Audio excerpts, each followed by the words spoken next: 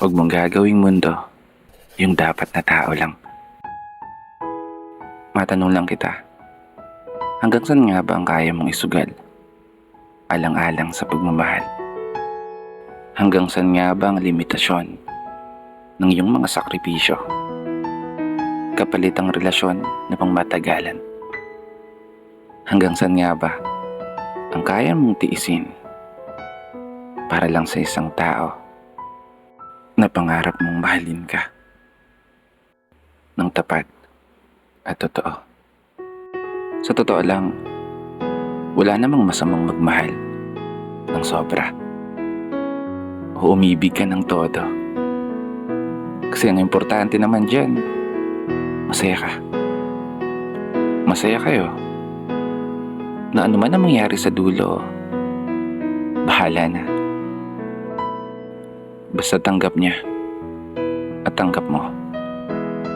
Kasi mahirap diktahan ng puso o turuan ito sa kung ano o paano ang dapat gawin mo.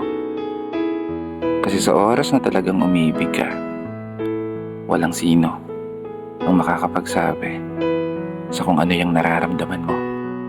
Ang importante naman dyan, totoo ka. Totoo ka sa sarili mo. Walang pagkukunwari, walang pagdududa, walang sapilitan. Purong natural. Totoong pagmamahal na walang halong chemical. Oo, sabi nga nila, huwag mong gagawing mundo yung dapat na tao lang. Tama nga naman.